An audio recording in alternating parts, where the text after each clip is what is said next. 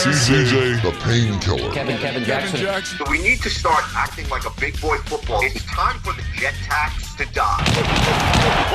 You're listening to Weapons Hot on Sports War Radio and the Worldwide Sports Radio Network. Darnold fires one into the end zone. It is caught. That's a Jet touchdown. And now here is your host, CJ the Painkiller, DeSimone, and Kevin Jackson. What's going on, Jets Nation? Welcome to another edition of Weapons Hot, a New York Jets fan broadcast. I am your host, CJ the Painkiller DeSimone, here on the Worldwide Sports Radio Network and also Sports War Radio as well. And it gives me great pleasure to introduce my co-host, my right seater, and one of my very best friends. Ladies and gentlemen, please put your hands together for Mr. Kevin Jackson!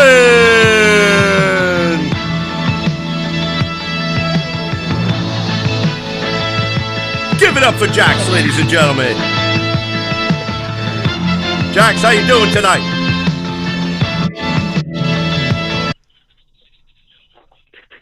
I see you with that big old grin over there. I cannot be mad. Once again, another episode of Weapons Hot. Obviously, yeah, you cannot be mad at that. This is the good thing. You know what, CJ? You know, I'm glad we had an opportunity to get on tonight.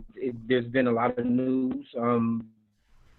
I guess maybe for this time of the year, you know, but we got some things to discuss.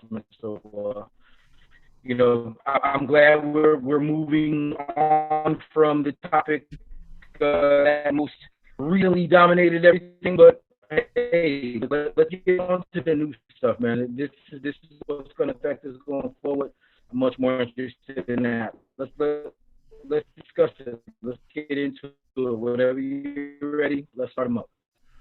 You bet. I mean, you know, obviously today there's been a lot of talk about what is going on. I mean, there's obviously been some serious cuts. One of the biggest stories that seems to be leading everything, of course, is the fact that Quincy Onwuasor was cut earlier today by the New York Jets. Also, Brian Winters was cut actually prior to Quincy Onwuasor being cut. Also, Ben Braden was cut. Trenton Cannon was also was cut today. Saw some mixed reactions on social media in regards to that.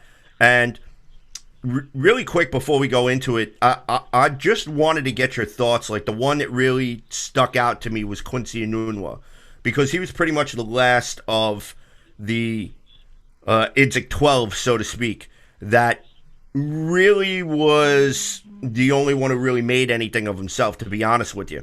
And, you know, unfortunately for me, I was a big Quincy Onwuasor fan. I still am. I know that, you know, his neck injuries, which ended up being repeated, you know, last year's neck injury, I felt like was a cheap, dirty shot by the Buffalo Bills. One of the guys in the Buffalo Bills secondary, which essentially pretty much ended Quincy's season last year. But also another thing, too, is him also being diagnosed with spinal stenosis, which, you know, it is a very serious condition. It's nothing really to play around with, and it does end careers. And however that Quincy Onwuasor was really going to try his best to come out there and to play, and he was determined to make this final roster. Sometimes, in a way, I think that this might have been the best thing for the Jets and also for Quincy, so that way he can move forward in his life after football, unless he's going to try to catch on with a team, you know, someplace else. So I wanted to get your thoughts on that, because I mean there's been a lot that's happened over the past couple of days, and we're just talking about these cuts that happened today. We haven't even scratched the surface of what's been happening this weekend. So please, your thoughts, share them with me, because I want to know. Yeah, well, CJ, this is difficult for me because this is, you know, we're talking about one of the emotional, you know, favorites for the team in Quincy Onwuasor. I mean, when we drafted him, you know, we didn't actually know what it is that we were going to get. Kid out of Nebraska, you know, late round pick. with some really, remarkable physical traits, but, not necessarily did we know that he had the type of pedigree that we saw him, see in those spots when he was healthy. I love Quincy Enunwa, man. I was always so excited about if he was going to be healthy for us, and you can go back. I mean, you can follow my tweets and any conversations that you've ever heard me have about Quincy, and I'll just tell you flat out, it's always been, man, if Quincy is healthy, this dude is a beast. We need to get him involved. I mean, I even went so far as to say that, it might be a great fantasy pickup. You never know, because I thought that, he was going to eat with Sam. And then, again, the injury. So Quincy's career was difficult. Drafted 2014, waived him and then brought him back, and then, brought him back on the practice squad and then activated him from the practice squad. And then he ends up getting suspended the following season for the conduct policy, that little issue. I guess that was happening prior to that. And then, he comes back and he plays well. And then, 2017, he goes out on the IR. And then that just in the grand scheme of things, it's funny because then he gets a second contract with us. You know what I'm saying? 2017. We bring him back in 2018. We re-sign him. And then, the end of that year, December, I think, he goes back on IR. So then he goes back on IR again in 2019. This is difficult, man. I love Quincy Enunwa. There's highlight footage that you can see. One of my most memorable, just because I thought it was impactful for where we were as a team with that game. Gino Smith came back and he caught that touchdown from Gino and 5 yards slant, took it to the house. And that's exactly what I kept thinking, like, this is what's possible, if this guy's healthy. And then, both him and Gino are out, a little bit after that. So Quincy's it's a sad day. I don't want to get too deep into Brian Winters and all that, because I know we'll touch on that. But Quincy in particular, man, that one kind of tugs at my heart a little bit, because I really wanted to see the guy ball. I thought he was really good when he had the opportunity. I think, there's some questions about what really was his role here. But I think he did so much for us, in just a little time. It's kind of hard to define, but I like Quincy, man. I'm sorry to see Quincy go, but I said earlier in the year I didn't think we were ever going to see him play again. I stand behind that. I'm not surprised, but I am. It is unfortunate, and I feel a certain way about that. Yeah, I completely agree. I mean, just watching Quincy Enunwa, probably one of my favorite memories of Quincy Enunwa, honestly, for me, has to be, you brought up Geno Smith. I remember that little 8-yard slant that he caught and ended up turning it into a 69-yard touchdown run. And I remember toward the end of the run, when he was getting into the end zone, he had about 3 guys on his back. And I remember him just dropping the ball and spinning it, and then just doing like the, like just screaming. Like, that was one of my biggest things that I loved about Quincy Enunwa. We watched him do that last year in the preseason. There was one particular game, I can't remember if it was against the Giants or not, but there was one particular game where Sam just threw like a little out to him. And he turned what probably would have only been for any other receiver, maybe a 5-yard gain, into almost a 17-yard game, as he was dragging people with him. And I remember Adam Gase making a comment saying, hey, we appreciate the effort that he's putting in, and we love the effort, and we love that passion, and we love that fire, but we need him for the regular season. And then all of a sudden the Buffalo game happens. And then he gets that cheap shot in the first quarter and pretty much essentially ends his season. So, I was really hoping that I was personally hoping that Quincy Enunwa was going to have a huge bounce back year. Plus, on top of it, having Denzel Mims, having a Lawrence Cager in that room, being able to mentor these young kids and being able to personify what it means to play for the New York Jets, having that pride, going out there and giving 110%. And, it's just absolutely amazing to me. And I really wanted to see that I wanted to see more of that because I really thought that him and Sam Darnold had a potential to really have a tremendous connection between the two of them. So, again, before I start getting all emotional and mushy and all of that, because this was sad for me, we also got to talk about somebody else who was cut, in Brian Winters. Now, this was somebody who you and I, throughout previous podcasts, we had talked about the possibility, maybe even the probability, of Brian Winters essentially being a cap casualty to save that money. But it almost looked like as if they were hanging on to him for the offensive line depth. So I wanted to get your opinion on that, and just good move cutting Brian Winters, which there's also another added thing that I will throw onto the Brian Winters pile just because. No, but go ahead. Give me your thoughts there, Jax. Yeah. Brian Winters is a curious move. Because did they do it because they just felt like he wasn't physically going to be able to handle playing, or was this a money move? I mean, what was the necessity there? So I have some questions about that. I mean, it's not something that's surprising. I personally don't think we want to spend $7 million on a guy that we know is going to be a backup guard, because we know he's going to be a backup. Plus, we've got the young guys coming in. Even Cameron Clark, and even though we released Ben Braden today, I still think we have some younger guys that are going to need to have those reps, are going to need to have the opportunity to get in. And I don't think maybe Brian Winters just didn't fit into the plans. Now, he's probably going to go to Buffalo and ball. What's the expectation there? Look, Buffalo has a way of turning these retread guys into solid pieces.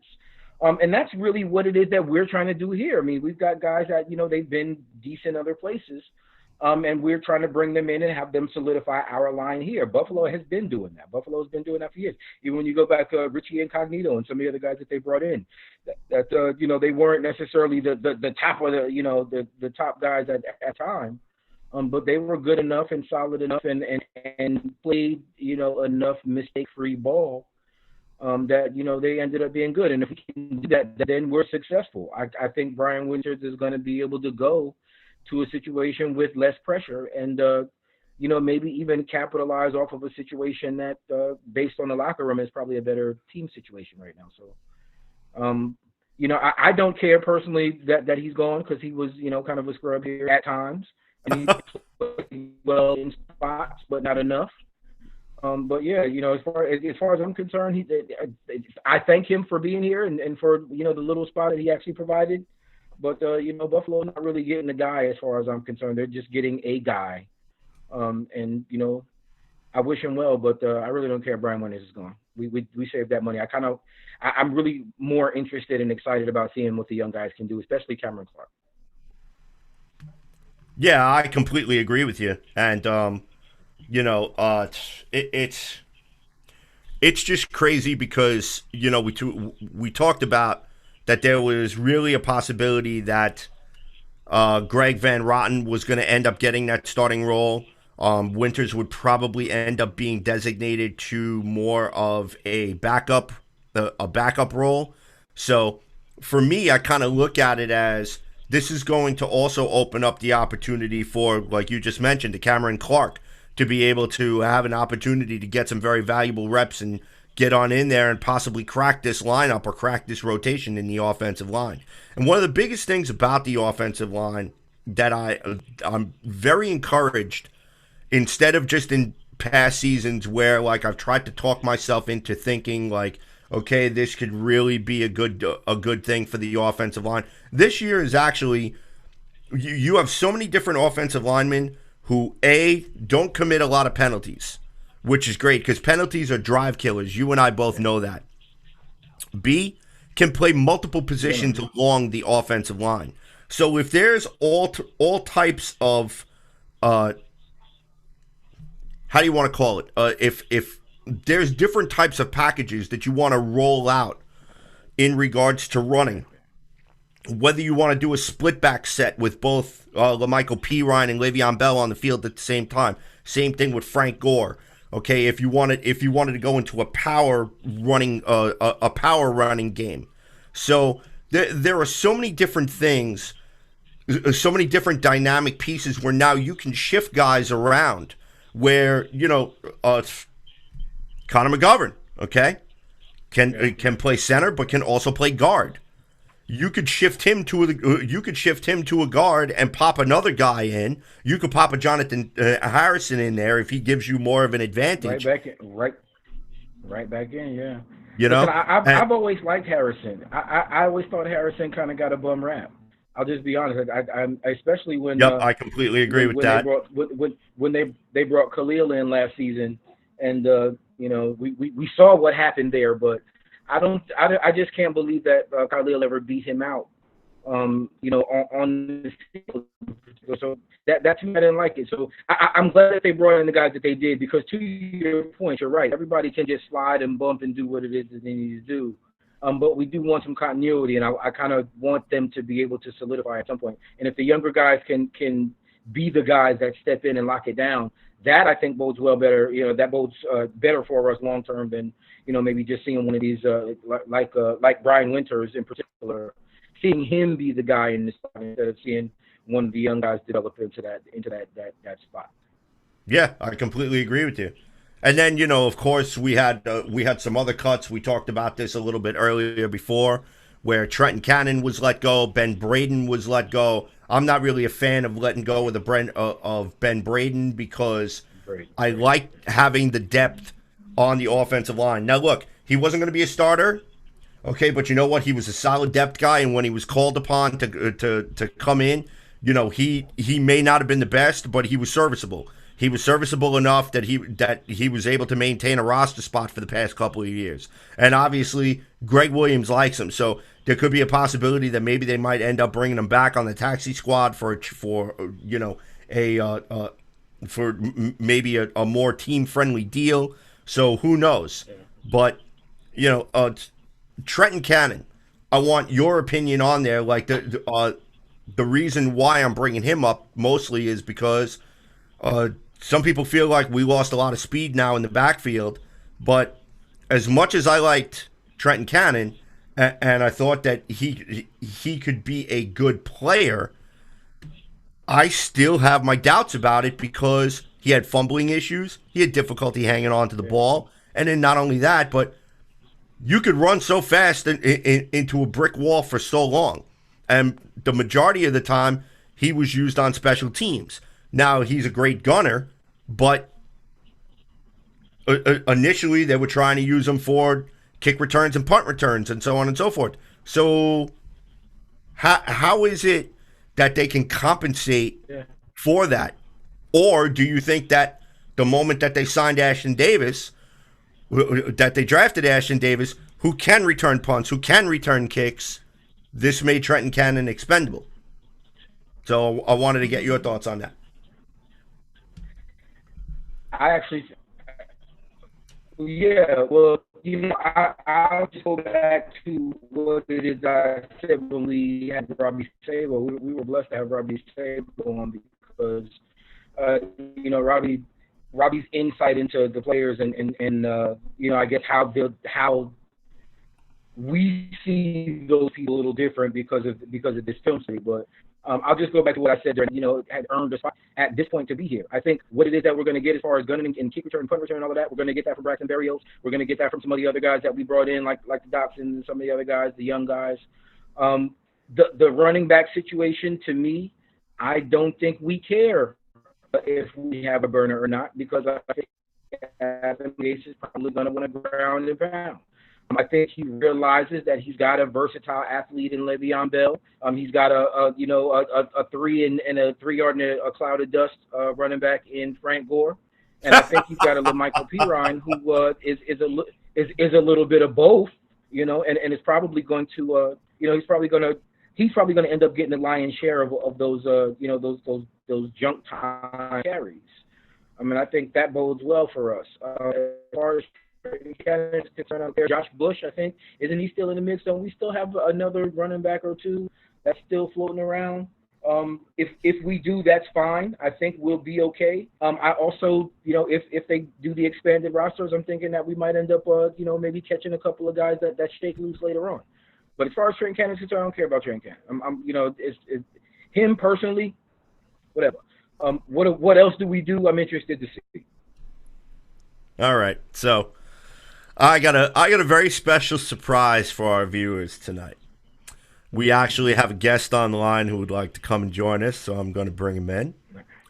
So, ladies and gentlemen, it gives me great pleasure to introduce Mr. Brian Snow from the Snowman in the Morning podcast. And here I've even got a little music for his intro as soon as it pops up here. Because, I'm sure he's got a very, very colorful impression for me. So hang on, here we go. But wait, we gotta bring him in the right way. Okay, there he is. See, we got those chimes going, ladies and gentlemen. He's cracking his knuckles right over there. Mr. Brian Snow. Bro, you seriously gonna put the Super Bowl music on? Right. And we haven't seen a Super Bowl since 1968. I mean, bro, what's wrong with you? Listen, I don't want to hear. Don't judge. Look, I don't want to hear any scenarios this year. Don't tell me Buffalo's beating New England. Don't tell me that the Jaguars are gonna beat the Baltimore Ravens, and don't tell me the Jets are gonna beat the Dolphins. Why would I think that?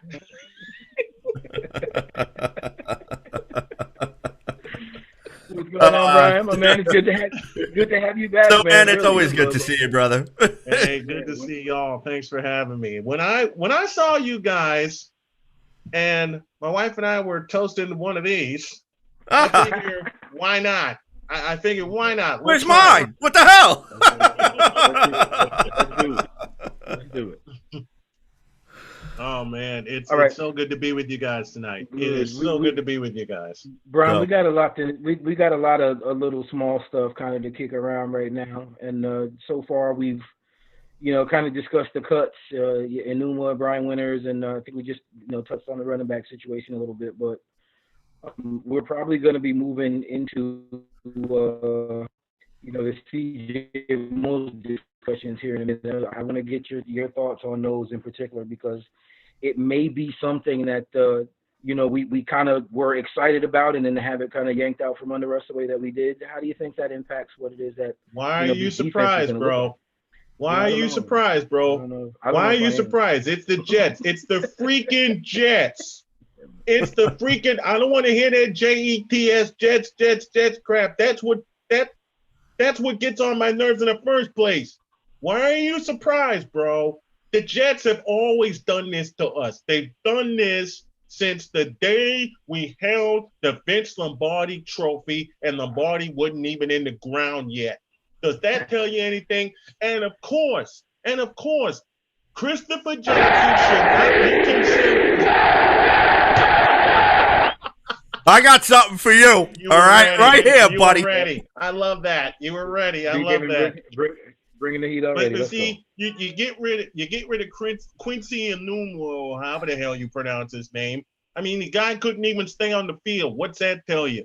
Yeah, but that's not Snowman. That's not his fault. I'm sorry. And listen, we actually got a Buffalo fan from the Thomas the Thomas Take podcast. His name is Ryan Thomas, who's actually watching. So Ryan, I got you over there with your little comments about Buffalo all the way and all of this. Don't worry.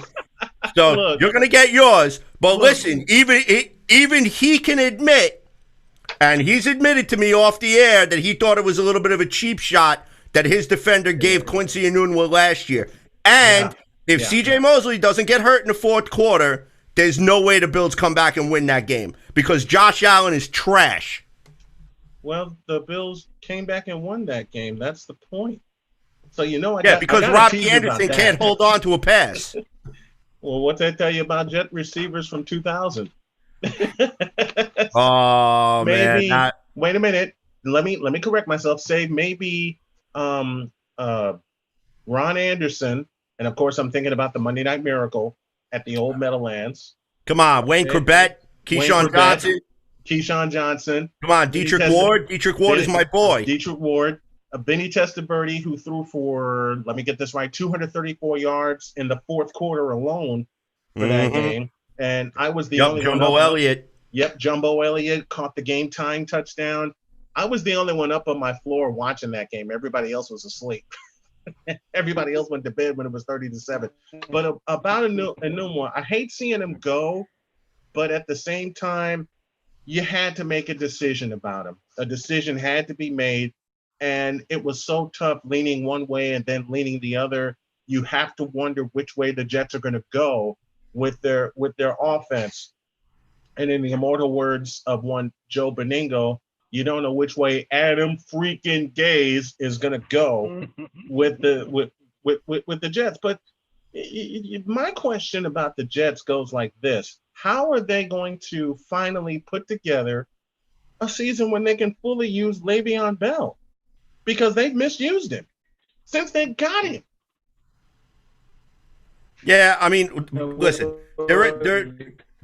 I'm not going to make excuses for Adam Gase because Kevin and I have basically gone back and forth and giving a lot of different reasons on why, why Adam Gase completely misused Le'Veon Bell last year. The offensive line was a sieve. It never really got addressed. Bringing Ryan Khalil out of retirement was just a waste of $6 million. That's an asinine move. There were a lot of things that we could point out for last year that we could definitely make the argument why Adam Gase should not be here. Yeah. Okay, because if you go and take a look at the New York Jets coaching staff, and again, Kevin and I have talked about this, you have three former offensive coordinators on that coaching staff. Yeah. Adam Gase, Jim Bob Cooter, and Darryl Loggins. So between the three of them, there should be somewhat of a functional brain cell put together anywhere, okay, that should be able to come up with a creative game plan in order to use Le'Veon Bell properly. But he said somewhat of a functional brain cell. Right, I did. It's on record. The show is recorded. You're true with that. You're true with that. They should have some kind of a functional brain cell. Unfortunately, in the case of Jim Bob Cooter, they snagged him from the Detroit Lions, if that doesn't tell you anything. And then Adam Gase, who was booted by the Miami Dolphins. Yeah, but come on now. You can't really judge from the Detroit Lions because you know what? I mean, like... It's the Lions. Right. It's the Lions. It's the Lions. Yeah. So, Kevin, come on, keep something up over here. I know you're itching. I see you going back and forth over there. He's ready to say something. So come on, fire away, dude. Kevin's too busy laughing. First and foremost, I said this a few weeks ago. Darryl Loggins. Why Darryl Loggins again? Who is Darryl Loggins? I trust Jim Bob Cooter more than I trust either of those other two guys anyway, and he's probably the guy with the least amount of say so when it comes to what it is that they're doing in there. So, I'll just be honest. Do I have faith in Adam Gase? Hell no. Do I want to give him the benefit of the doubt? I think we have to, and at this point, we'll see if we have a season. We're doing all of this with I guess without even the solid possibility that we're going to make it through a full season right now. So. If it comes down to us only having a few games, it's going to be difficult to justify really any of the moves that have been made and any of the players actually being able to make meaningful impacts. We would and should quite possibly be able to see some improvements in Sam, but that's if we can actually see some improvements in the offensive line. So you should have seen the improvements. And I will say, on one hand, you should have seen the improvements in Sam, but to go back to CJ's point, the offensive line was a sieve. It never gave him the proper amount of time for him to improve. So it's a double-edged sword with Sam. I'd love to see some improvement in Sam Darnold. But again, it goes back. Every great quarterback has had a solid running game. Some were absolutely stellar. Okay, I go back to the 80s. The run always set up the pass, right? I go back to the team I've covered for some 30 years, the 49ers. Ricky Waters Roger Craig, Tom Rathman, William Floyd. They ran the football. And look at the 49ers this past year. What did they do well? They ran the football. They ran it down your throat. And unlike Baltimore, the people, and I say this, people are going to get mad at me when I say this about Lamar Jackson, but I'm going to go ahead and say it. Unlike Baltimore, with the 49ers, the people that were supposed to run the football ran the football, period.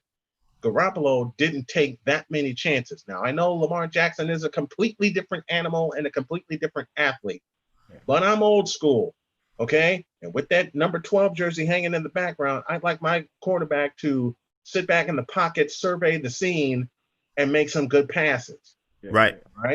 Lamar's going to change the game. And to the point about us having a running game, the last time we were actually any good, it's because we had one of the best offensive lines in the league, and basically probably arguably the best running game also. And we had a rookie quarterback who really wasn't that good either. So I mean, we propped up Sanchez quite a bit because of the ability to run, because of the ability to kind of control the tempo. And that's kind of what we need to get back to. That is what we need to get back to. That again is why I don't care if Trenton Cannon's here. Just be honest, because I think between Le'Veon, between Frank Gore, between P. Ryan, and between whoever else is going to end up being that guy, that may end up being a camp body or a practice squad guy who's going to come in. I think we're going to be set because I think they want to ground and pound, and that again is going to be dependent upon the offensive line. So the offensive line is going to be a big deal regardless. I'm willing to make a bet that it's going to be P. Ryan more than Bell. Thank you. If we have a season, I'm willing to bet it's going to be P. Ryan more than Bell. And the reason I'm thinking that way, they've already misused Bell for the last 2 years, and Bell couldn't stay on the field. You got young legs in P. Ryan, and then you got Le'Veon Bell and Frank Gore. How are they going to use them? How are they going to – the Jets are basically copying what the 49ers did with 3 successful running backs. But the problem is P. Ryan's going to get the bulk of the carries. We hope so. If that is the case, then Joe Douglas is doing his job, and that's something else for us to be confident about, to be excited about. All right, so really quick, I want to go into the comments. Shout out to Simon Baccarella, who's firing off some stuff. Quincy is a super bright guy. I can see him in front of the TV or on the radio. He did have a question for us. What didn't he do on using Bell correctly? I think we might have already addressed that, but if you guys want to address that question again, go for it. Because I love Simon. He's a great follower of the show. Yeah, I just have one point on that, and I'll say it this way: when you look at the type of running back that Le'Veon Bell was prior to coming here, we know what worked well. He needed to have protection, he needed to have time, and we didn't give him time. Not only did we not give him time, but then we put him in situations with Adam Gase where, he's catching balls out of the backfield and it's third and 14, third and 15. So, no, we didn't use him correctly, but we also weren't able to establish anything solid on the offense, period. So just by extension, your running back is going to suffer when your offensive line is as bad as we were. How did we use him incorrectly? Adam Gase didn't put him in position to be able to make plays, but then we didn't have talent either to be able to make even some of the most basic plays functional. We have to improve, period. Le'Veon was just, by extension, hindered by what we were incapable of doing. Yeah, Le'Veon Bell was not used correctly and has not been used correctly. That's something I've mentioned on my show several hundred times over to anyone like you guys that actually watch the game and break down the game and actually can see why Le'Veon Bell is not used correctly, number one. And number two, the fact that he wasn't used correctly. Because if you bring a back like Le'Veon Bell, who needs protection and needs an offensive line to get you some yards, and you put him in the situation that he's been in the last 2 years, he's not going to succeed. Now you have a situation where you have young legs in P. Ryan, you have an old horse in Frank Gore who can still tote the rock, and yet it's going to be the young horse in P. Ryan that's going to get the bulk of the carries. And if the offensive line isn't up to par, then P. Ryan's going to suffer the same fate that Le'Veon Bell has suffered the past 2 years. That's scary for me. That's scary for me. That CJ, that wouldn't be scary. I mean, just think about this. The fan base jumping on a rookie who's actually, if we get the same type of offensive line play and he struggles, then again that looks bad on him. We're gonna have fans that are talking about how P-Rod. Right, it does. But you know what? It'll look worse. It'll look worse on Joe Douglas because he invested in this offensive line. We were told that we were going to get a completely revamped offensive line, and if this offensive line, I'm sorry, goes out and completely bottoms out or plays less than respectable out there, then yeah, of course there's going to be things that are going to be brought up. Of course the running backs are going to struggle. So really quick, I want to give a shout out to Finnegan Summers. Again, thank you for watching the broadcast here tonight. We all want to see Bell do well, and we hope he's used his ability. Hopefully behind a better O-line, he will show his worth. They also made a comment about Sam Darnold. They could be easily telling Sam not to run in the locker room in fear of getting hurt. That probably circles back to our Lamar Jackson conversation there briefly. Sam did have some good runs in college, which is the truth, because you know what? I mean, Sam's got wheels, and Sam can run. And I keep hearing all of this stuff about Josh Allen. Oh, well, Josh Allen, the reason why he's so dangerous is because, he's a dual threat quarterback. No, he's not. He's not a dual threat quarterback because the guy can't hit him. He can't hit the ocean. Okay, he's Christian Hackenberg 2.0. The only thing he can do is run the ball. Okay, but you can't do that, and you can't do that alone. You cannot just be able to run the football. The reason why Lamar Jackson and Patrick Mahomes are dual threats is because they can actually throw the football and be accurate with it. You mentioned Christian Hackenberg. I'm really going to piss some people off when I say this. Oh, I can't.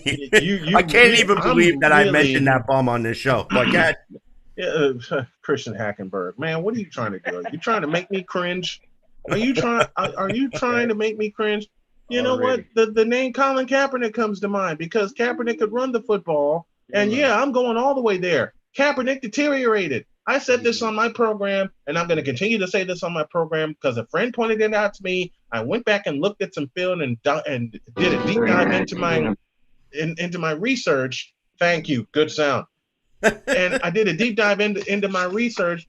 Colin Kaepernick deteriorated. He deteriorated physically, and he deteriorated as a quarterback. All he could do was run. And when the rest of the NFL figured that out, which came after Super Bowl 47, Kaepernick was done for. And he's been done for.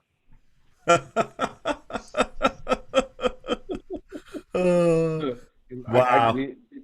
There's only so much you can argue with that. Right. You really can't.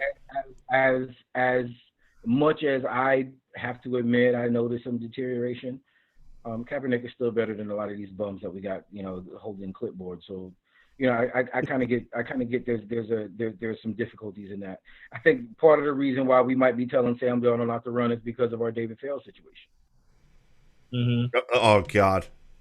You really trust David Fales? I don't trust David Fales holding the clipboard. Come on, but now this is the thing because Flacco's not ready. Flacco's not going to be ready yet. So who else do we have? Flacco is done. See, and that even that.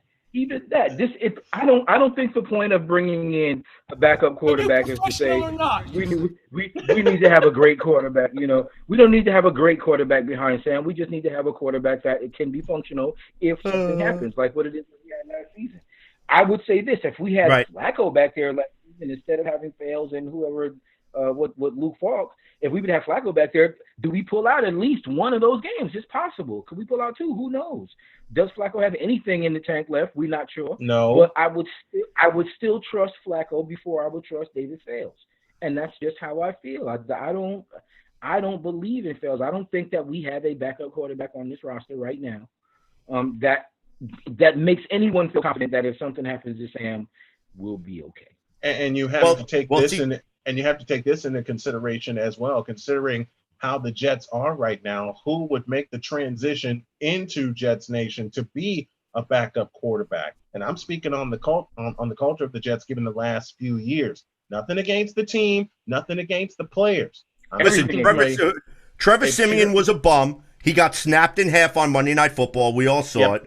Luke Falk, the only reason why he made the active roster was because he actually played well against the 3s and the 4s. So he did warrant a shot, and nobody really understood how bad the kid was. Now, in defense of the kid, okay, when you're playing behind the 3s and 4s, you're playing behind a 3rd string and a 4th string offensive line. So therefore, your pass rush is not going to be as evident. You can actually pick apart defenses because you have guys that are missing assignments left and right under your nose, and you don't even realize it. Right. Okay. Right. So when you go and you put Luke Falk behind the 32nd ranked offensive line in the NFL, the kid's going to get killed.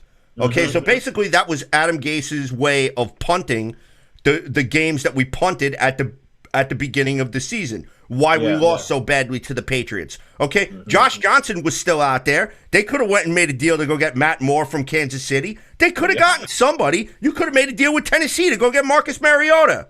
What was he doing? He's picking his ass on the bench. Okay, all you need is somebody competent enough to say, "Hey, can you throw a bubble screen?" Okay, Le'Veon Bell's right there. Just throw him the ball. I mean, you know, Kevin's doing this because he knows I'm right. But because we didn't have guys that could do that. We didn't even have guys that could do that. That's the problem. If you can't do that, come on now. Shit, and this is a quarterback league. There's the problem. There's another thing. This is a quarterback league, and you have teams that can't even throw a bubble screen effectively. Right. Exactly. Not only throw. Let me use two cuss words here before I get out of here and finish my drink.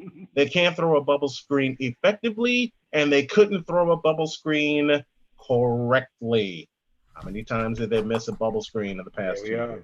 Quite a few. Facts. Quite a few. So, Brian, before you decide to take off over there, please give out your social media information so fans of the Weapons Hot broadcast can follow you and interact with you, my friend. You can catch me every morning, 10 a.m. Eastern. If you follow my social media, official SIT Morn, that's official SIT Morn. You can catch me on TuneIn as well as iHeartRadio Live, 10 a.m. as well as Facebook Live and other Facebook Live and YouTube, 10 a.m. tomorrow morning. Got a hot show for you. What we're going to talk about tomorrow, the Major League Baseball is getting messier. Good riddance to Yoenis Cespedes. Can the NFL operate in a bubble? LeBron ain't LeBron, and Notre Dame in the ACC? How is that going to work? Those are the topics we're going to weave through the show tomorrow, 10 a.m. tomorrow, Eastern Time. Check us out, Facebook Live, YouTube, as well as the SDM Sports Network and full press coverage. Yes, sir. Snowman, you're the best. We appreciate you jumping on short notice, man. I love you guys. Thank you. Thank you for having me. Thank you for having me. All right, so Brian's show is going to be fire in the morning, just to be, you know what I'm saying? Oh, absolutely. If you listen to the lineup, Brian's show going to be fire in the morning. Y'all might want to check Yeah, that I'm out, definitely listening to that tomorrow at work. Yeah, so anyhow, ladies and gentlemen, that was Brian Snow. Be sure to check him out on Snowman in the Morning. And right now, you are listening to Weapons Hot, a New York Jets fan broadcast here on the Worldwide Sports Radio Network and Sports War Radio. CJ, the Painkiller D. Simone here, Mr. Kevin Jackson over there. And we are now going into the second part of our show where we are talking about Cj Mosley opting out for the year. A lot of people seem to think that that's going to have a dramatic effect on the New York Jets defense. Kevin, I'm very curious to get your thoughts on Cj Mosley opting out, and what exactly does this mean for Gangrene's top 10 defense, hopefully, this season? We still have enough talent to be a very good defense. Cj Mosley opting out is a difficult blow for us, especially after losing Jamal Adams. Now, it's a little bit of a you know, I didn't want to have these great expectations coming in anyway. So the fact that he opted out, yeah, it was a blow, but the fact of the matter is he didn't play last season, and we actually played very well with some of the guys that you know, I alluded to earlier, who stepped up and were able to kind of make some noise. And I think Greg Williams also is a innovative enough mind to be able to take the guys that he has and to make it work. I don't think this is going to be much different. He already has you know, some game plans in mind for what it is that he can do without Cj Mosley. And if he just continues on that path, I think Greg Williams solidifies himself as our head coaching candidate for the 2021 season. If you know, we kind of get to that, I don't want to get too far ahead, but losing Cj Mosley, it just exposed some of the things that I was talking about after the Jamal Adams trade. Like I said, I hated the trade. I still do. The compensation made it so that it was palatable, but we lose so much when we lose a player like Jamal Adams, and now compound that with losing who was, I guess, arguably our second best defensive player. So now both of our top 2 defensive players are no longer here or not going to be available for the season. And, we have still a lot of questions on the outside and with the pass rush. So I don't want to beat this dead horse, man. I don't like it. But Cj Mosley, as a grown man, made a business decision. He's going to do what's in the best interest for him and his family. And, he decided to opt out, and I cannot be mad at that. I don't like it for the team, but I mean, I respect it and I understand that as a man. So, I tuck in my emotions and I say, next man up. But we're going to have some questions to answer. I think we can. I'm interested to see how, but there are definitely going to be some questions based on how all of that is going to play out going forward. Yeah, I completely agree. I think that the New York Jets defense is definitely going to suffer a little bit, but I still think that there are other players and other young guns on this team which are now going to get the opportunity to step up and really be able to fill that role. I mean, look, if you think about it, we had Cj Mosley on the team last year for 3 quarters, essentially. Okay, so we really did not get the benefit. And of course, obviously, even without Cj Mosley, we were still able to field an NFL 7th ranked overall defense. Okay, second versus the run, 12 versus the pass or something like that. Yeah, we weren't too bad last season there. So I mean, just want to shout out Finnegan Summers. He sent in a question for us on a scale of 1 to 10. How big of a hit do you think that this will be for the Jets defense? I'm gonna say, believe it or not, I'm gonna say about a 2. And I know that it sounds kind of I don't know, maybe disrespectful if you're looking for it as far as Cj Mosley is concerned, but we essentially, like I just got finished saying, we essentially only had him for 3 quarters last year. Exactly. So we really did not have him for a full season. I mean, even though he did come to play for the Monday night game against the New England Patriots, he was relatively ineffective. Simon Baccarella is saying a 7. So I don't know if I would go that high. I mean, I know that a lot of people feel like that losing Jamal Adams kind of made the Jets defense as a whole taking a step back. And you know what? I mean, to a degree, I can agree with that, but in a way, I don't agree with that because Greg Williams still has other pieces here in this secondary which he can use to kind of fill the gaps in where Jamal Adams was able to be deployed. And we still have Marcus May here. Yeah. Ashton Davis is going to cut his teeth on live bullets. Bryce Hall still has an opportunity to make this squad. So I'm not ruling out the fact that maybe the Jets won't have the 7th overall defense, but if we had the 10th or the 11th, I'm not going to cry, but that's for sure.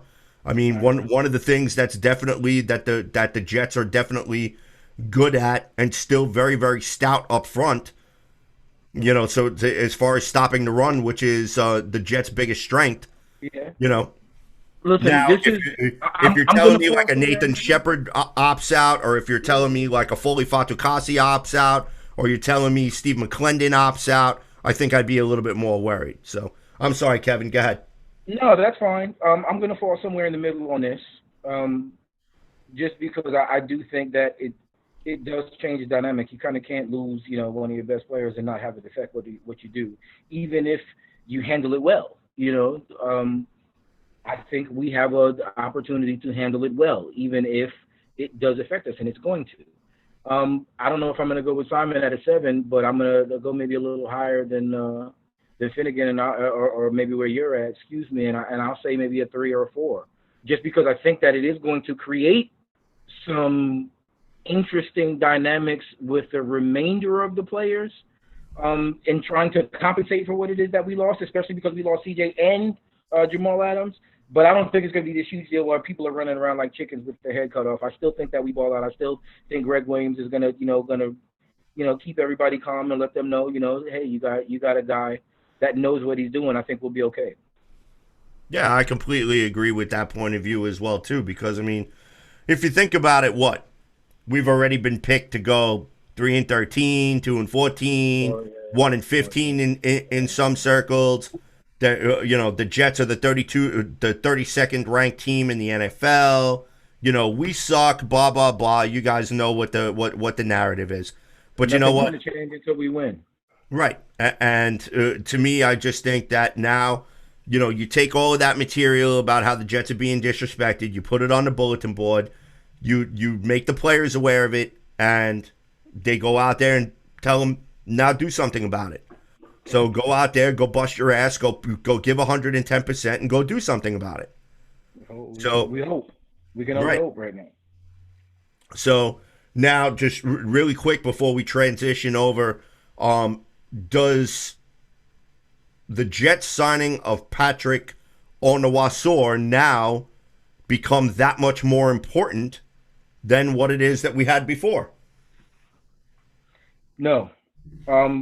I think as part of what we had already done, I think it was a good move. It was a solid move.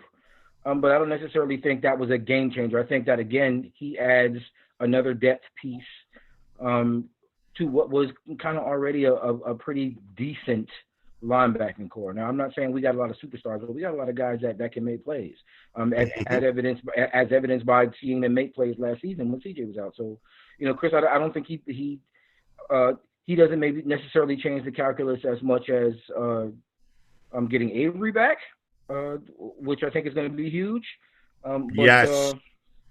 You know what? I think, again, this just kind of goes more to what it is that we see from Joe Douglas and being smart about, adding players and adding depth and making sure that second and third tier is strong.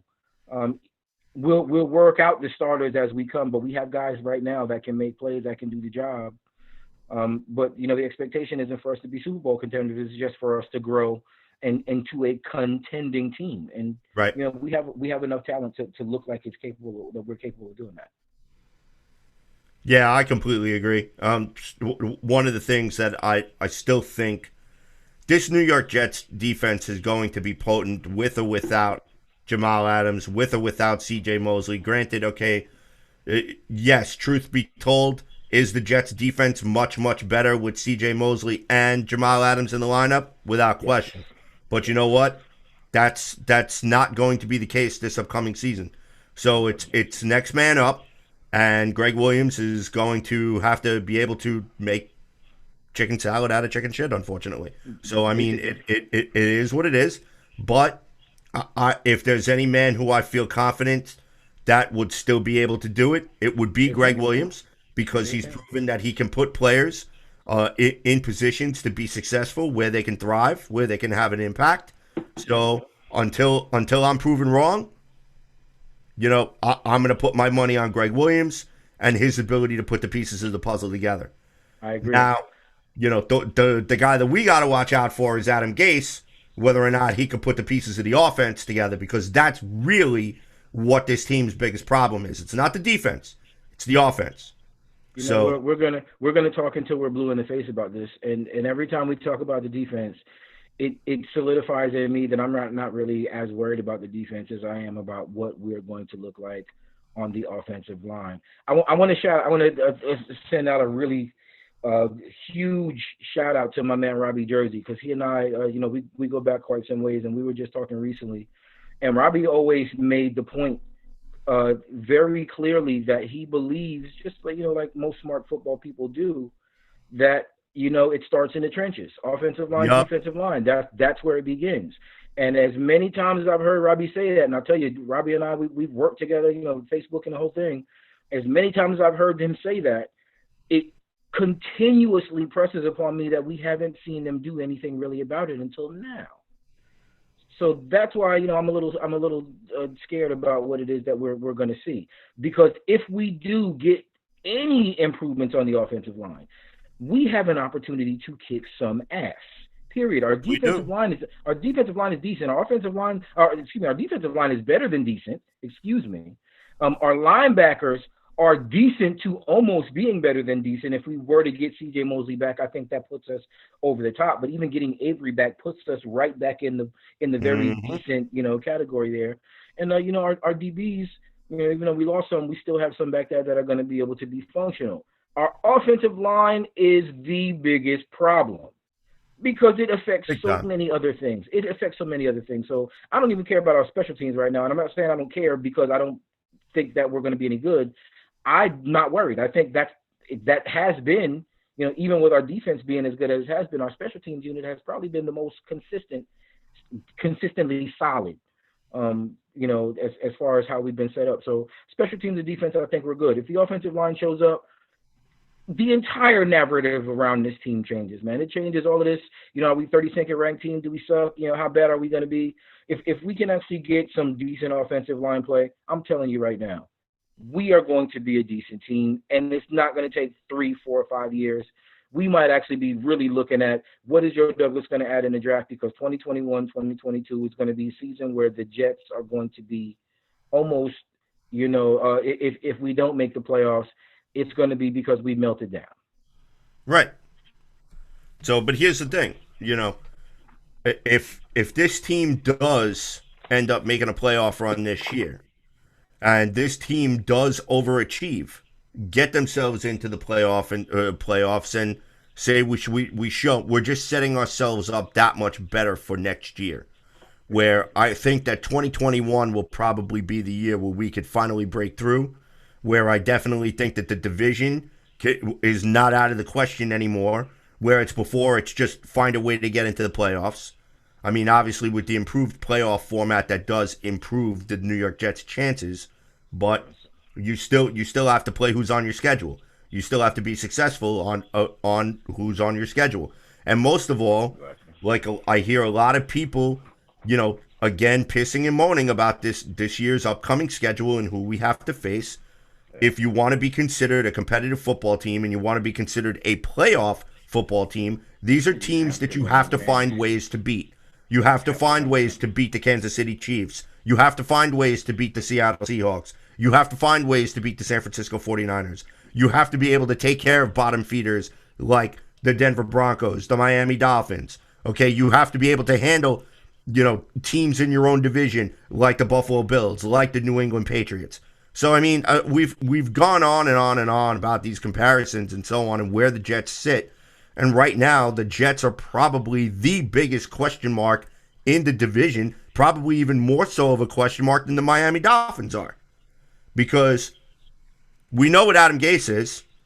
We don't know what Sam Darnold is with a fully functional offensive line. Right. Okay? We know what the Jets' defense is. Yeah. Okay? And we also know that we can give teams like Buffalo fits. We also know that teams like Miami, who are in full rebuild mode, we should be able to beat, but we don't. Okay? Right. Okay? When you go and you take a look at the Cincinnati Bengals, winless team last year, the Jets end up falling on their face. Okay? So, again, the Miami Dolphins, we talked about that game, okay?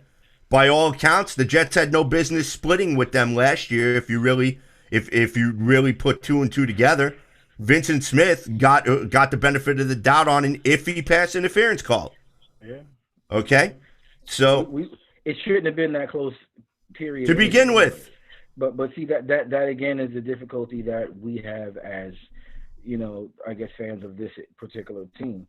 And let me. I want to just kind of jump on my soapbox. If you can just do it, brother. Give me like 30 seconds here, okay? Because all of these conversations that we have about this team, New York Jets this, New York Jets that, we don't have players. The players don't do well here. Every time we leave, somebody leaves and they go someplace else, they ball out. No one ever seems to use in their calculus about how they see this team. They don't ever seem to calculate the fact that this is the New York Jets, a perennially bad team. We've been bad on the field. We've been bad in the front office. We've been bad in our ownership. We've been bad for years now. So all of this conversation about this player wasn't that good or that player wasn't that good, he was on the Jets.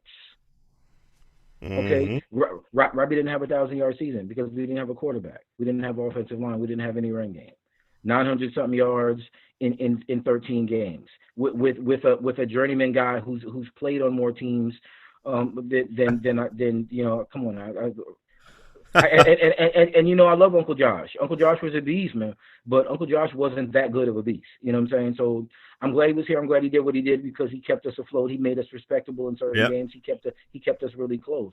But Josh McCown is the guy that you would expect to have behind center that's going to produce 1,000-yard receivers, you know, over the course of time. And the fact that happened, and then we ended up again looking at Robbie and saying Robbie sucked, and then we're doing it again with Jamal Adams saying Jamal sucked because the team was in a bad situation.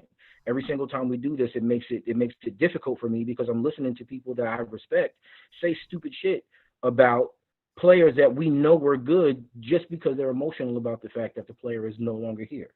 The guys are always they're always the best ones here. They may not be the best in the league. They were the best here. They performed well here for us.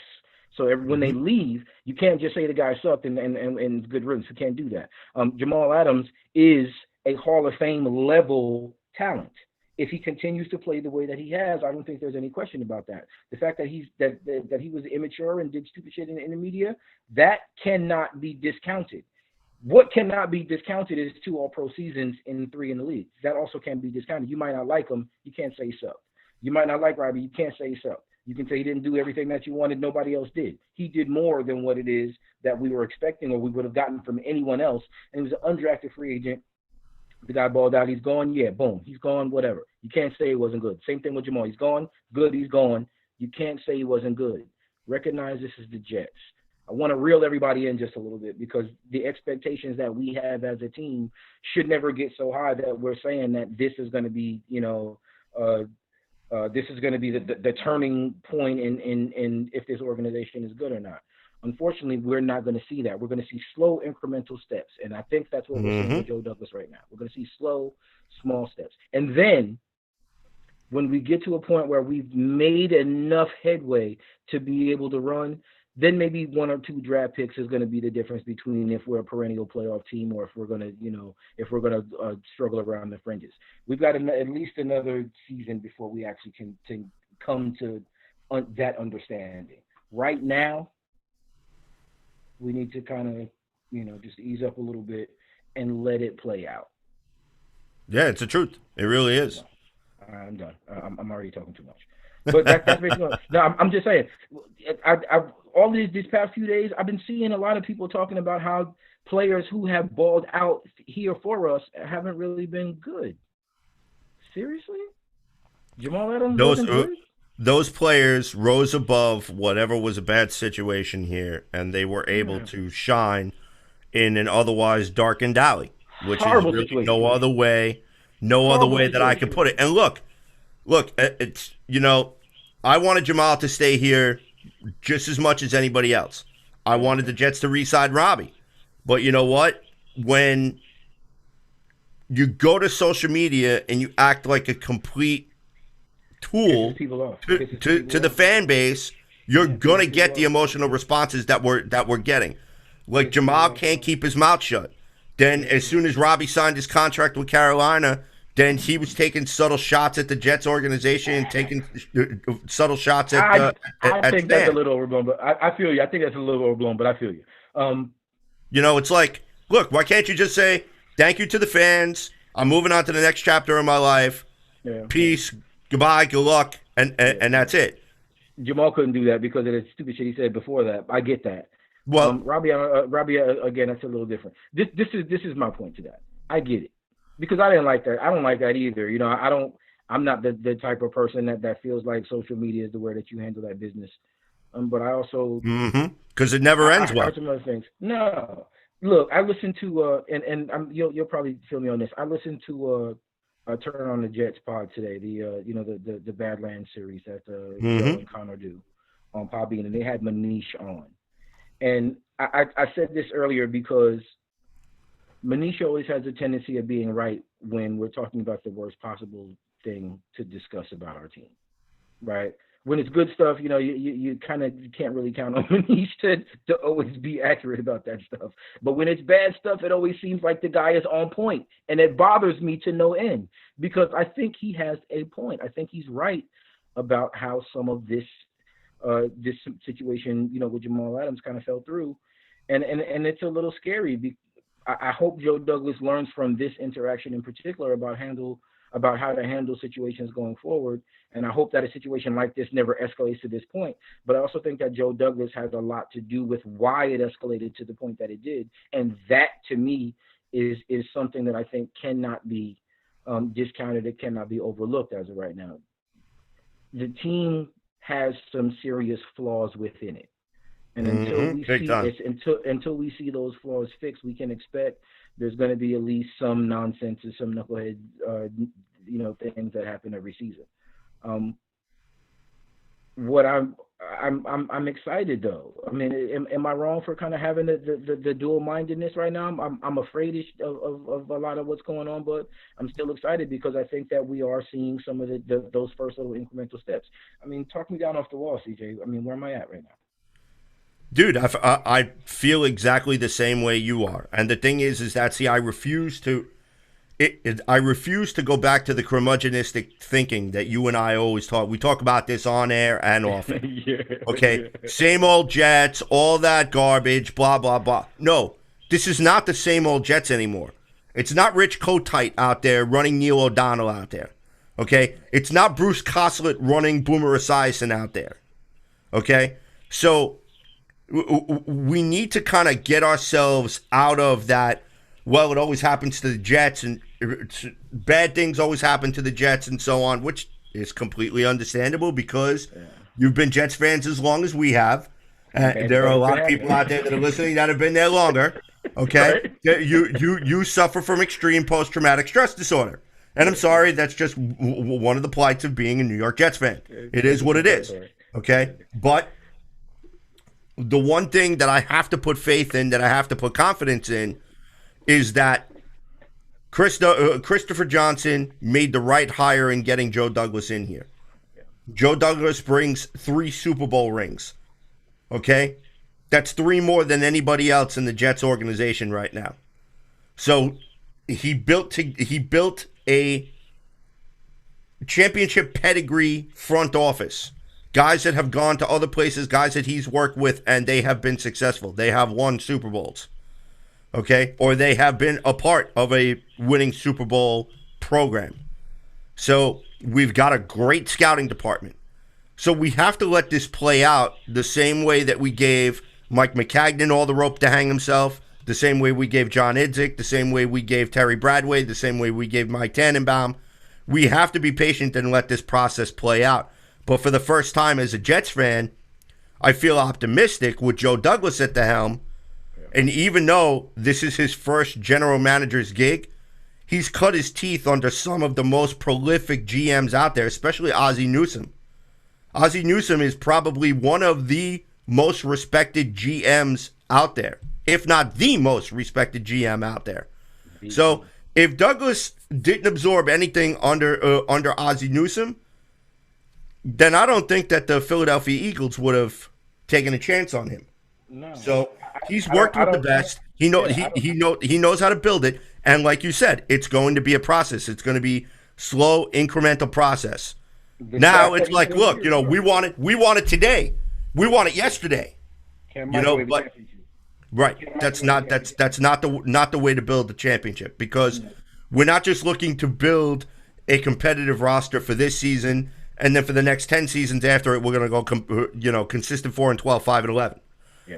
Joe Douglas wants the New York Jets to be in the playoffs, to be in Super Bowl consideration every single year. We're not just talking about this year. We're talking about next year. We're talking about the year after. We're talking about the year after that. And we're talking about the year after that.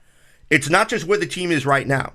It's where the team is going to be in 5 years from now, and how deep a playoff runs are we going to make during that process?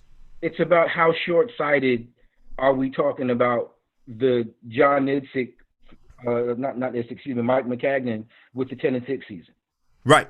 When you have a roster that is as bad as ours was during that time, and you have a little bit of success, but nothing that's concrete, and you go all in on something that really is not built on a solid foundation. Mm-hmm.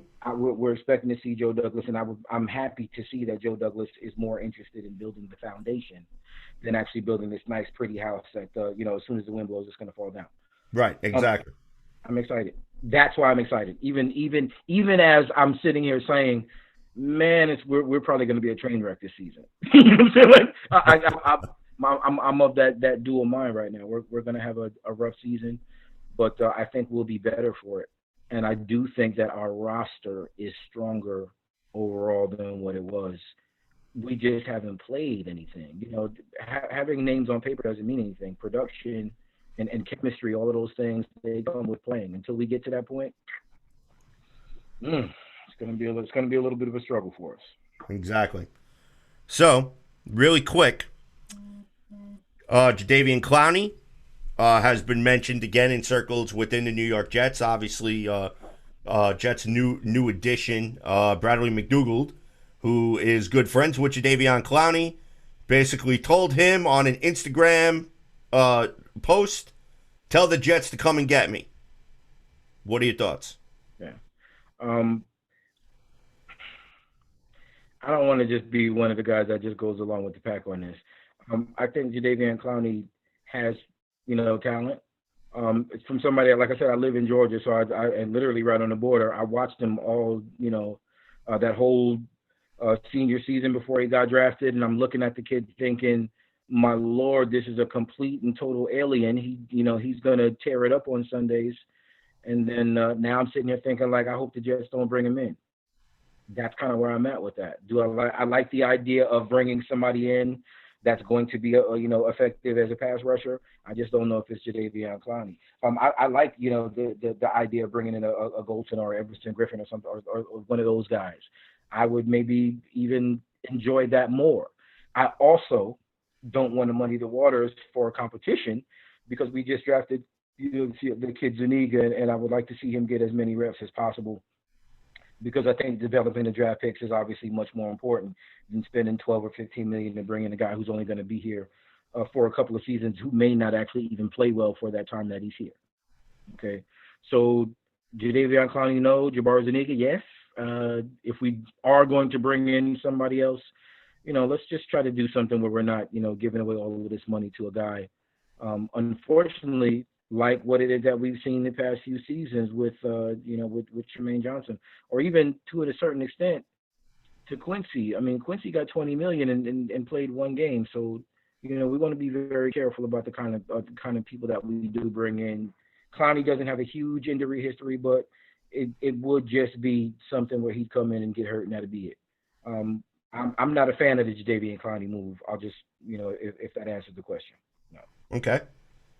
I'm kind of along the same vein. I mean, the idea of going out and getting a Jadeveon Clowney would, in fact, kind of offset the Jets losing Cj Mosley and Jamal Adams. And I think to some extent that it probably would appease the fan base that Joe Douglas is adding another potent weapon to the defense. However, I do agree with you that I think that you could probably get Everson Griffin for much cheaper, and I really would like to see Jabari Zuniga get those critical snaps so that way he can cut his teeth, because I really think that if Jabari Zuniga is given the opportunity, I think that he will thrive in a Greg Williams defense. I agree. I'm not just saying it because, because he's my boy or whatever. I mean, go and take a look at the tape of how this kid plays. This kid is a monster. All right, and he racked up numbers last year and he wasn't even healthy. Imagine this kid at 100% strength, being able to gain full mastery of a Greg Williams defense. Exactly. He will tear things up, and you know what? All he needs is an opportunity. Also having our guy on the other side who's been leading our team in sacks since he's been here, Jordan Jenkins. So, listen, with an improved Quentin Williams, with a revitalized, McFadden and maybe even Henry Anderson, with Foley Fatukasi and everybody else coming in, we're going to get some interior pressure. There's going to be some interior pressure that's going to come this season.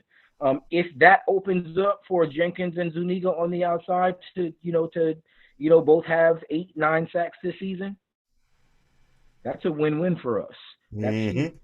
So I'm looking forward to seeing that. Jadeveon Clowney, I don't care.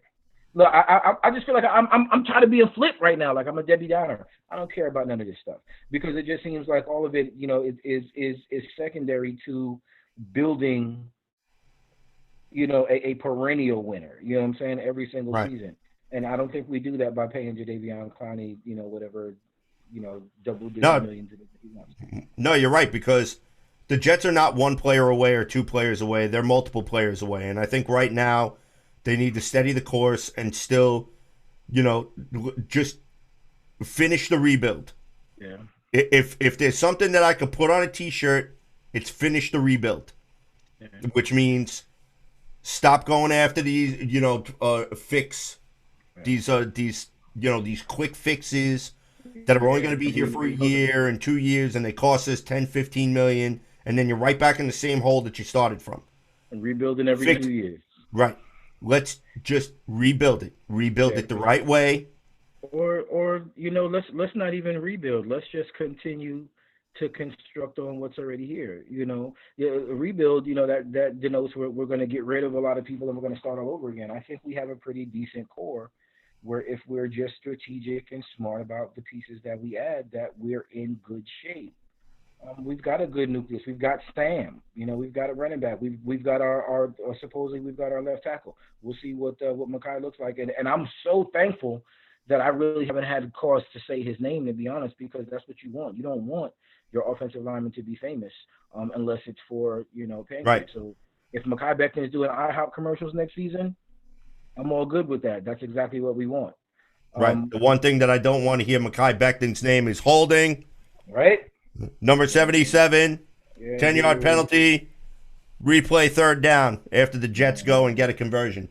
That's one of the things we don't want to hear. I'm so sick of hearing penalties being called against offensive line. Let me tell you something. I got so fed up. Willie Colon was the master of the untimely false start. Dude, don't get me started. I could do a whole show on just how bad just on bad offensive linemen. I think you and I should talk about that off the air. I think we should do a show on just really just some of the Jets' putrid offensive lines. I think we could definitely have a blast with that. Well, we've got enough content because we have horrible offensive linemen every single year. So now we'll see what we look like coming into this season. Hopefully, this will be the last time we have to talk about this. If this season coming is the last time we talk about us criminally addressing the offensive line, then we made enough strides to really think that we can turn the corner here soon, because that was the biggest deal, and it's something that it was one of the most glaring needs that hadn't been touched at all. So I'm looking forward to that. All right, so it is that time in the show, ladies and gentlemen, where my co-host here takes the helm of the Starship Weapons Hot right into the sun. Ladies and gentlemen, it's time for the Emmy Award nominated segment of Weapons Hot called In the Spotlight. In the Spotlight with Kevin Jackson. Spotlight. All right, Spotty, who do we got in the spotlight for us tonight? All right, I'm going to be honest with you. I struggled a little bit with this one just because there's really not much, going on. I was kind of thinking I wanted to focus, but I wanted to maybe just discuss our new recent trade addition, Mr. McDougald. We've had a lot of questions tonight about Cj Mosley, about Jamal Adams and the impact that those guys are going to have by leaving. McDougald is a solid player, man, and I mean I know this might be repetitive because I know it may have been hashed out already, but I think that bringing in a guy who has that type of pedigree, who's played at that level on a team that has routinely played at that level, I think that's going to be a really big boost for the maturity of this defense, which is something that I think, if nothing else, that's one of the things that maybe has the most question marks. Are these guys mature enough? Are they old enough? To, are strong enough in how they prepare and get ready for them to be good week in and week out, especially with some of the changes and things of that nature. I think that he's going to add a lot to the mix in that regard. But I still think it draws some questions. And I'll just say this. In the spotlight is Mr. McDougald because how does his coming on affect Ashton Davis? How does it affect Marcus May? How does it affect Brian Poole? Do we still have as many questions as far as the cornerbacks are concerned when we have a guy like that who is so versatile and can play literally at all three levels of the defense, because he is able to play at the line of scrimmage. He's also able to play in coverage, and because of his versatility in defense and defensive experience, he's probably been able to do it in almost every defense that Greg Williams is going to want to try to throw at him. So Mr. McDougald is going to be in the spotlight this evening because he is an X factor. He is a wild card. I mean, with already so many things that are toss-ups of being up in the air as of right now, it is something I think that we can look at and hope that he'll solidify some things, but it also is something to be excited about, because if he does bring in what it is that we expect, we're going to see some new stuff next season on defense, and I think that makes us very dangerous. When you see new stuff and people don't have film on you, you can do things that really kind of create havoc for teams that have a certain expectation about what they're going to get from you. And our first season with what is going to be kind of a makeshift secondary with better patches, I think it could actually be a really good thing for us. So, I don't know. The spotlight is so difficult because really the only light that's being shown is on the COVID-19. But as far as what the team is being shown, I mean, what do you think? You think this guy? Do you think he passes the sniff test, or what do you think about Mr. McDougald? I think there's a distinct possibility that he's going to come in and he's going to contribute, because he was very excited to come here, and he's got his former teammate in George Fant here as well, who's going to help him be able to get acclimated to life in the Big Apple. And, he's already said that he's not trying to fill Jamal Adams' shoes, but he definitely wants to make his mark in New York. And he wants to be successful here, and he really wants to help this team win. So so far he's saying all the right things. And, the proof is going to be in the pudding when the rubber hits the road, when he gets out there and he plays. Once Greg Williams, can get him in the scheme fit and they're able to practice and they start hitting for real and they start going out there and learning their defensive setups and their patterns, and he starts learning Greg Williams' defense, then I think we're really going to see the value that we got for this pick. That being said, like I said earlier, now the secondary doesn't have as many question marks as we did going into this offseason. Now, of course, obviously losing Jamal Adams is still a huge blow, but you kind of make up for it a little bit by being able to utilize other players on this secondary in similar ways that you deployed Jamal Adams. Will they be able to replicate his production? Who knows? That's going to be up to them. But I think that we could mitigate the loss of Jamal Adams by getting much better collective play from the secondary as a whole. So there is definitely, there is a light at the end of the tunnel, Jets fans. There really is. It's not all doom and gloom. It's not all same old Jets. It's not, let me go to MetLife with a bag on my head. All right? It's none of that. It's everything right now on paper looks fluid, and it doesn't look as good as it did the day before. But you know what? There is still pieces in place that could still come out of nowhere and and still give us good, solid production and make this team competitive. So until I'm proven wrong, that's what I'm hanging on to. I'm not looking at the world through green and white goggles. I don't have my pom-poms out going, "Ooh, the Jets are going 16-0. Woo!" Yeah, no, we're not doing none of that. Okay, but I definitely think that this team will do better than 7-9 than we did last year, and that I don't think that 6-2 at the end of the season was a fluke. No. Regardless of, oh, well, you played the Redskins, and the Redskins were horrible, and the Giants were so bad they couldn't get out of their own way, and oh my God, you guys lost against Cincinnati and Miami. I mean, look, and enough. We weren't supposed to win those games. Right, we weren't supposed to win those games. We also weren't supposed to beat Dallas, and we beat them. We weren't supposed to beat Oakland, and we beat them. I keep calling them Oakland, even though they're the Las Vegas Raiders. Okay, so we beat teams we beat teams last year that we had no business beating. Okay, but you know why? Because we played better than they did. Period. And the bottom line is that if the Jets can go and take a look at those two games where they really stood up and that really started to propel the momentum, and they can build off of those wins. Yeah. Okay, this is what's going to propel us forward. The Jets are not going to win by 40 every game. Just win by 1. A win is still a win, no matter how you get it. Whether you win by 40, whether you win by 1, a win is still a win. Go out there, get your wins. That's the main thing. 2 games stand out for me, CJ. The Miami game and the Cincinnati game, where we were talking about winless teams and how badly we performed in both of those contests. If we cannot do that, 8-8, 9-7, I don't think that's so far-fetched for us. As long as we don't completely fall off the map like we did in those games. If that's the case, then I think we're in good shape. Right. Well, it's all going to come down to, Jax, the battle in the trenches.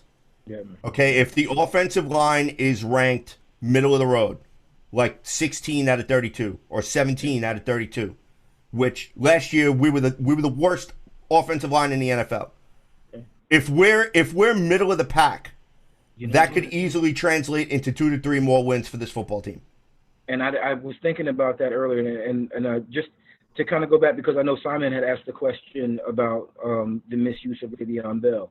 And that was a phenomenal question. Obviously Simon's been, he's been around, so he knows. But that Cincinnati game, I think, was really probably one of the best possible examples of how Le'Veon was not used properly, especially when you've got a Bengals defense that can't stop the run. And Le'Veon Bell should have had 150 yards that game. Right. Period. But we went away from it, and that is what we're talking about him not being able to be used correctly. Adam Gase having questionable game plans when even some of the fans who might not be as well versed in football as some of us are, Simon included, they might not know what they're talking about. But you can see that. You can see, oh yeah, the Bengals can't stop the run, but we're not running the ball. That's what we're talking about. That's what we need to see. All right. So, ladies and gentlemen, that is going to do it for tonight's episode of Weapons Hot, a New York Jets fan broadcast. I'd like to thank everyone who tuned in tonight to watch us on the Worldwide Sports Radio Network, and will be consuming us very much later on Sports War Radio. Be sure to follow the show on Twitter at CNC Jets Factor. You can follow me at JetsFan0523. My partner in crime on the other side of the glass at Spotty Blackman. Shoot the show an email, weaponshotpodcast@gmail.com. You could also find us on Facebook, find us on YouTube. Any place where you get your fix for the JETS, Jets, you will be able to find us. All right? So be sure to go to Worldwide Sports Radio Network, like and subscribe. Also, shout out to StatementGames.com, the official sponsor of Weapons Hot and the Worldwide Sports Radio Network. And really quick, shout out to my boy, Steve Dr. Det Sachi, all right, over at Braden, Florida. We love you, bro. Yes, Steve. So that's my boy from the Bronx there. That's right there. So, ladies and gentlemen, once again, another episode of Weapon Hot's in the book. We got to thank you, as always. Interact with us, man. Come get with us on Twitter. Come get with us on Facebook. I know you see us. I know we out there. If you got questions, if you got maybe you think you have an answer to a question that we might have asked. Right. And most of all, if you want to jump on the show and talk with us, be sure to send us a message on our Facebook page. You could hit us up on Twitter. We love taking fan questions. We love having fans on the show. Matter of fact, we're going to try in the next couple weeks to have another call-in show like we had last week. So it should be very interesting. Just keep an eye on social media for that. So for Mr. Kevin Jackson, this is CJ the Painkiller D. Simone signing off. We will see you guys when we see you guys. Peace, love, go Jets. And here's a little Herman for out the door. Hello? You play to win the game. You don't play to just play it. That's the great thing about sports. You play to win. And I don't care if you don't have any wins. You go play to win. When you start telling me it doesn't matter, then retire. Get out. Gotta love Herm. Gotta love Herm. Gotta love Herm.